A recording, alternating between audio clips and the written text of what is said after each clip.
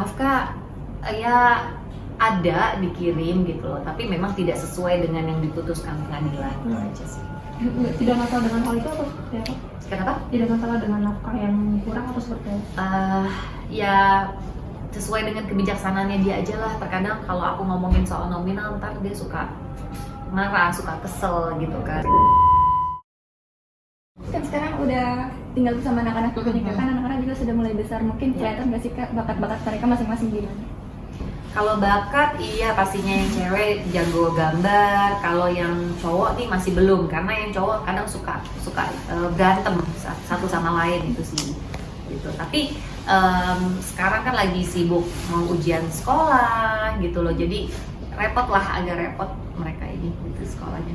Katanya sempat ada ritual gitu ya bersama anak-anak sebelum tidur harus nyam 10 kali. Iya gitu, kita selalu berdoa bersama, terus deh kayak gitu mereka harus cium mamanya, aku cium mereka cium aku 10 kali, aku juga begitu gitu loh. Jadi kadang kalau misalnya itu nggak dilakukan, besokannya jadinya nambah diakumulasi.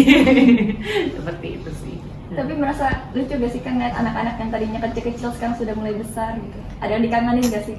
Seneng lah pastinya gitu, karena kan ya sekarang mereka udah makin mengerti ya dengan kondisi mamanya harus sendiri gitu loh membesarkan mereka. Tapi untungnya kan rumah aku tuh berdekatan sama mama aku, neneknya gitu. Jadi apa-apa tuh mereka tuh ngerasa lebih nyaman kali ya gitu, nyaman karena oh ada neneknya, ada tantenya, seperti itu. Mungkin gimana sih Kak, sosok Kak Dena nih parenting dari ketiga anak kakak nih yang sudah mulai besar juga dengan watak-watak yang berbeda dan suka berantem juga? Ya nggak gampang ya gitu loh, karena hal ini tidak pernah aku bayangkan sebelumnya. Aku sih kepengennya mungkin kita membesarkan anak pasti berdua dong gitu loh bersama suami. Tapi sekarang aku mesti sendiri, berarti kan aku harus double multifungsi, harus bisa jadi bapak, jadi ibu. Mungkin awal-awal aku dikit-dikit ngasih tahu anaknya panas nih segala macam, tapi sekarang aku udah bisa sendiri gitu loh.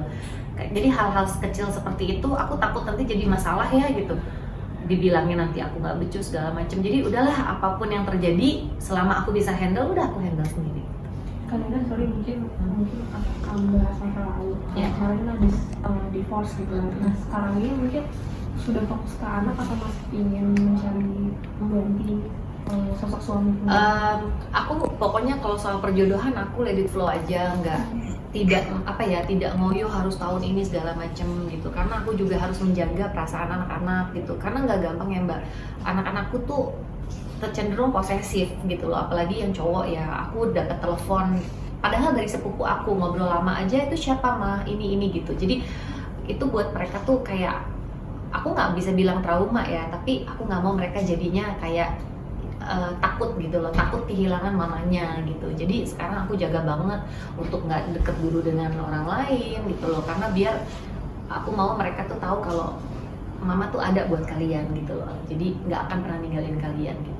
Tapi dari keluarga sendiri mungkin meminta Mbak Dena untuk mencari pengganti kah? Karena kan sekarang jatuhnya jadi single parent yang harus menafkahi anak-anaknya, mungkin seperti apa? Ya mamaku sih cuman pesennya berkelakuan yang baik, bertutur kata yang baik, biar ya nanti akan dapat jodoh yang baik juga. Itu aja sih pesannya gitu loh. Tapi tidak pernah kayak memaksakan aku harus kapan-kapannya tuh enggak gitu. Tapi kalau pertemuan anak sendiri sama papanya gimana? So far masih sesuai dengan apa yang sudah kita komitmenkan gitu loh. Jadi aku sefleksibel mungkin gitu loh. Tapi itu dia, kadang melihat kondisi anak. Kalau misalnya anaknya tuh sehat ya monggo tiga-tiganya dibawa. Tapi pada saat misalnya salah satu sakit, ya aku juga minta pengertian papanya supaya udah yang satu ini stay di rumah. Karena walaupun saya tahu anaknya kalau dibawa sama papanya mungkin diurus juga, dibawa ke dokter juga, tapi kan mungkin nggak sama ya, mungkin lebih better di rumah gitu kan, yang ibaratnya obat-obatnya sudah lengkap segala macam gitu sih. Berarti hubungan sama anak udah baik-baik aja ya Kak? Aku nggak bisa bilang baik-baik aja, aku berharapnya sih baik-baik aja ya gitu loh, karena sekarang kondisinya nomor juga masih di blok, jadi anak-anak juga masih belum bisa komunikasi langsung dengan papanya, kita harus melalui perantara tantenya atau temannya gitu. Nafkah anak nafkah iya aman nggak? Nafkah ya ada dikirim gitu loh, tapi memang tidak sesuai dengan yang diputuskan pengadilan aja sih. Tidak masalah dengan hal itu atau seperti apa? Kenapa? Tidak masalah dengan nafkah yang kurang atau seperti apa? Ya sesuai dengan kebijaksanaannya dia aja lah. Terkadang kalau aku ngomongin soal nominal ntar dia suka marah, suka kesel gitu kan. Ya aku sih berharapnya dia bisa lebih bertanggung jawab ke anak gitu ya. Maksudnya untuk sekolah anak, untuk kebutuhan anak, karena kan sebenarnya nggak ini ya, nggak murah ya untuk biaya anak sekarang gitu. Kak Dina, kan sebagai single mom ya, berjuang sendiri itu apa sih yang kakak korbanin selama ini? Kayak waktu kah untuk tidur jadi kurang atau gimana? Kayaknya nggak ada yang berubah sih ya, karena aku menjalani hidup berempat begini sebenarnya udah agak lumayan lama ya kan, udah dari tahun berapa ya, seperti kita jalan tuh berempat tanpa papanya gitu. Jadi udah biasa aja sih gitu loh, walaupun dulu pas kita mau pisah ya itu takut, ada rasa takut sama gimana ya cara gedein anak, tapi sekarang so far so good ya, nggak ada masalah gitu. Oke. Mungkin ada gak sih rencana liburan bareng anak kemana gitu? Enggak, tahun lalu kita baru ke Bali, lama juga gitu loh. Jadi saya juga pengen kasih tahu juga ke teman-teman gitu kan. Akhirnya aku juga mengucap syukur akhirnya akte cerai aku tuh sudah ketok palu gitu loh, sudah aku dapatkan gitu. Jadi kan selama ini beritanya simpang siur ya, aku dibilangnya udah bercerainya tuh dari tahun lalu segala macam. Nah akhirnya baru sekarang nih gitu loh, sudah beres. Apa yang ingin Kak Dina tanamkan ke anak-anak mungkin?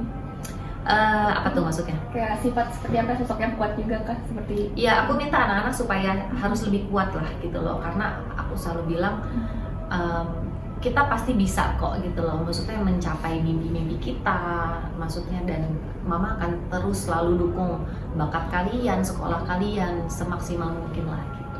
Oke, mungkin ada orang-orang yang pernah ngedeketin Kak Dina gak sih, kayak kenalin diri gitu? Pasti deketin ya, ada lumayan lah gitu, tapi aku nggak mau. Pokoknya jangan sampai sama suami orang, pacar orang, pokoknya nggak mau, karena itu nggak enak lah. Tapi kalau misalkan suatu hari nanti nih dipertemukan sama seseorang yang baru mungkin bakal buka hati gak sih? Iya dong, harus gitu loh, karena kan kita nggak pernah tahu jodoh itu kapan datangnya gitu loh. Pokoknya aku membuka pintu yang lebar, mau berdoa gitu loh, semoga ini menjadi awal dari semua kebaikan gitu.